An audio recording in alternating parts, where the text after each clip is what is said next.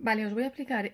Por una parte, el alquiler más fianza y depósito cuando nos referimos a gasto y por otra parte, cuando hablamos de ingreso. En el caso de gasto, cuando hablamos de un alquiler, antes de contabilizar el alquiler, lo que contabilizamos es la fianza o el depósito. Legalmente no podemos pedir 2 meses de fianza, ¿vale? Nos dicen que podemos pedir un mes de fianza y un mes de depósito, que son considerados de forma distinta, ¿vale? Entonces, lo primero que tenemos que hacer es lo de la fianza y depósito, ¿vale? La fianza y el depósito simplemente es, por ejemplo, si el alquiler es de 3.000 euros, vamos a suponer que vamos a tener un gasto de 3.000 euros. La base del alquiler son 3.000 euros. Entonces el dueño nos dice, nos tenéis que pagar un mes de fianza y un mes de depósito. Y nosotros le decimos, pues vale, de acuerdo, te vamos a pagar, pero tenemos que saber si es a largo o a corto plazo. Imaginaros que la fianza es a corto plazo y el depósito a corto plazo. Luego vamos a ver el caso de que la fianza y el depósito sea a largo plazo, ¿vale? Imaginaros a 3 meses, que sea con vencimiento 3 meses y con vencimiento a 18 meses, ¿vale? Las cuentas son diferentes. Entonces, ¿qué hacemos aquí? Contabilizar aquí la cuenta como son a corto plazo. Como es un pago, bancos debe disminuir porque estamos pagando un alquiler.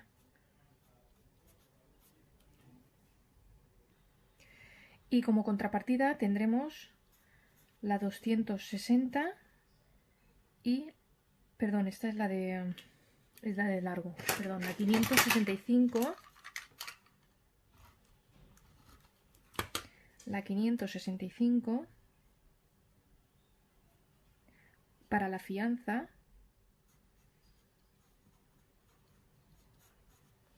y la 566 para depósito. ¿Vale? Entonces ponemos aquí 3.000, 3.000 y 6.000. No, 6.000, 6.000. ¿Vale? Entonces ya tenemos la fianza si se fuera corto. Imaginaros que la fianza en vez de ser a corto es a largo. Lo único que cambian son las cuentas. Tenemos la 260 para las fianzas a largo plazo y la 265 para los depósitos a largo plazo, ¿vale? Aquí pondríamos 3.000, 3.000 y directamente a bancos. 6.000 euros, ¿vale? Estos serían lo que son las fianzas en gastos de un alquiler. Cuando tú ya has hecho el asiento de fianza, que se hará el mismo día que el alquiler, es decir, si tú firmas el contrato el 1 de octubre, eso se hará el 1 de octubre.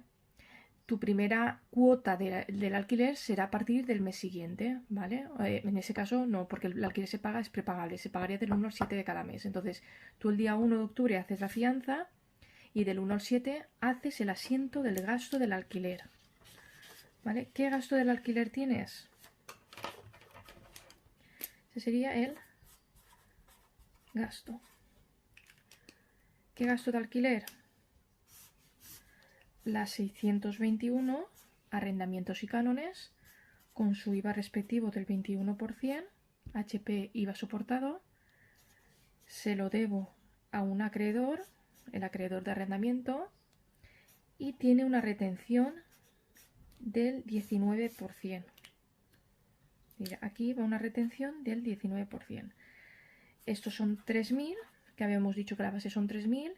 El 21% son 3 por 1, 3, 3 por 2, 6, 630. El 19% son 3 por 9, 27, 3 por 1 es 570. Y por diferencia, que serán los 3.060. ¿Vale? Esa sería nuestra cuota de alquiler, para que lo veáis. Y aquí si se paga, pues de 410 a bancos. Cuando finalice el contrato y hayas pagado tu última cuota de alquiler, tu última 621.472 a la 410.4751, cuando termine el contrato te tienen que devolver la fianza. ¿Qué pasa? que si tú realmente devuelves el local con las condiciones que tú has pactado en el contrato, directamente te ingresarían por bancos los 6.000 euros de los depósitos del asiento que habíamos hecho al principio, de la 565 o 260 si son las fianzas, o de la 566 y 265 si son los depósitos, ¿vale? Que habíamos dicho que era corto o a largo. Esta es la devolución de la fianza. Lo pones al lado contrario de la fianza o el depósito y lo cobras. ¿Qué pasa si realmente hay incumplimiento del contrato?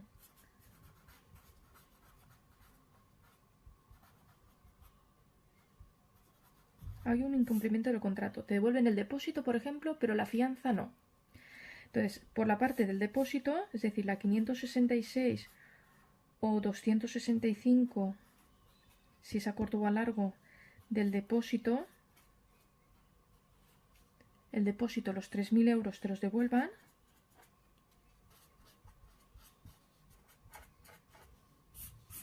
¿Vale? Te devuelven los 3.000 euros, pero ¿qué pasa con la fianza? La fianza dicen que no te la devuelven. Entonces hay que contabilizar las pérdidas, otras pérdidas en gestión corriente, la 659, a la 565 y 260. ¿Vale? Las fianzas a corto o a largo, depende que sea. Pues 3.000, 3.000. ¿Vale? Esas serían lo que son la cancelación del contrato. Llega al vencimiento, o te lo devuelven todo porque has cumplido todo el contrato. Si hay un incumplimiento, te devuelven la parte que sea y la otra la tiras a pérdidas si realmente no has incumplido el contrato. Ahora vamos a la segunda parte, al alquiler más fianza de depósito, pero cuando hablamos de ingresos. Imaginaos que tenemos un local y lo alquilamos, nuestra empresa lo alquila 3.000 euros para cobrar un beneficio extra. Entonces ahí haremos lo mismo. Primero haremos el asiento de la fianza y el depósito o de ambas. ¿Vale? Cobras fianza y depósito. Entonces ahí recibirás un dinero en concepto de fianza. El día 1 firmas el contrato, pues ese día 1 recibes un dinero. ¿Qué dinero es? Bueno, ¿qué dinero es? Exacto. Como recibo dinero, mi banco se aumenta. Y aumentaría por los 6.000 euros. Porque recibo 3.000 de depósito y 3.000 de fianza. Por una parte, si estoy hablando de fianza o depósito a corto plazo, hablo de las siguientes cuentas. De las 180, que son las fianzas recibidas a corto plazo, a largo plazo. Y luego estoy hablando de la 185, perdón. De los depósitos a largo plazo. Si de lo que estoy hablando es de corto plazo, estamos hablando de la 560, depósitos recibidos a corto plazo, depósitos no, fianzas, primero van los fianzas. Fianzas a corto plazo y luego tendremos la 561, depósitos a corto plazo. Entonces, dependiendo si estamos hablando que el contrato finaliza a corto plazo, será una cuenta. Si es a largo plazo, otras cuentas. Largo y corto. Y aquí pondría pues las fianzas 3.000 y 3.000 de los depósitos. Y elegiría qué cuenta utilizar. Luego procedería a hacer lo que es el asiento del cobro del alquiler. Porque claro, el día 1 recibo esto. Pero el día 7, por ejemplo, hago el cobro. ¿Vale? El segundo paso sería el cobro del alquiler. ¿Y qué asiento hacemos en el cobro del alquiler? El siguiente. Un ingreso, la 752, ingresos por arrendamientos, donde pondremos los 3.000. Luego tenemos el IVA repercutido, que calcularíamos el IVA repercutido como hemos hecho antes, el asiento pero al revés, 630 aquí. Luego tenemos una retención a cuenta, una 473, también del 19%, sobre 3.000 HP, retenciones y pagos a cuenta, que son los 570. y la diferencia iría a la 440, deudores, los 3.060. Y luego sería de los deudores a bancos, porque cobro.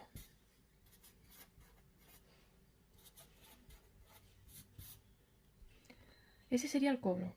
Cuando finalice nuestro contrato, el tercer paso sería la rescisión del contrato. Rescisión del contrato. Rescisión. Sin la N. Contrato. Ahí significa que se termina. ¿Eso qué significa? Que tú le tienes que devolver a tu deudor la fianza si realmente ha cumplido el contrato y no hay ninguna rotura, no hay nada pendiente de pago ni nada, pues tú anularías la 180 o la 560 cuando hables de fianza a corto o largo plazo. Esta es la de largo y esta es la de corto, o la 185 y 561 cuando hables de depósito, y se le devuelves por bancos. ¿Vale? Los 3.000, 3.000, 6.000. ¿Qué pasa si hay un incumplimiento?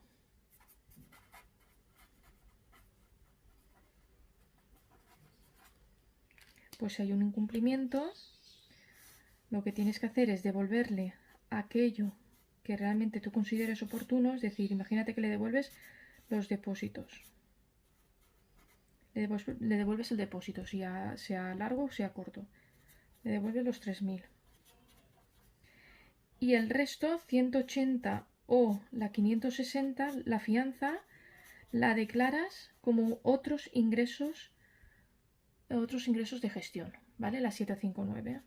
¿Por qué? Porque es dinero que tú realmente te lo pones como un ingreso por los gastos que te vaya a compensar el arreglo del alquiler que tú estás teniendo, ¿vale? Si ha habido un impago o algo, pues este grupo 7 se compensará con algún gasto que tú hayas hecho. Y hasta aquí los alquileres.